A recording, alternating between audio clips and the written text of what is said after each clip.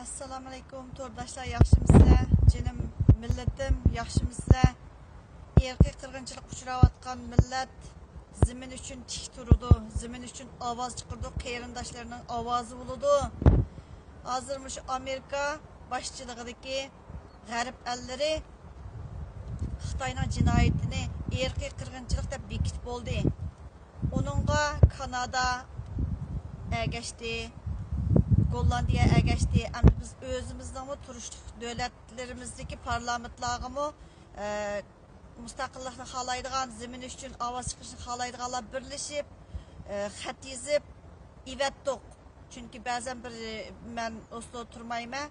Şunun için Oslo berişim için karantin o bu degandek iş buludu. Şunun ama yandaki netçilerimiz birleşip şu Oslo'daki qarindishimiz berip xat topshirdi bugün. Bizim özümüzün qo'ldan kelishcha tirishchilikni ko'stimiz deb o'ylayman. Hammamiz tirishaylik qarindoshlarım. Satchilik bu erkiy qirg'inchilik deganda o'zingiz turishlik davlatlar bekitsa berib Xitoy konsulini oldida eg'nab yozsak qanday bo'lar qarindoshlarim? Erkiy qirg'inchilik uchirgan millat zimin uchun tik turadi. Nishonimiz mustaqillik. Rahmat sizlarga.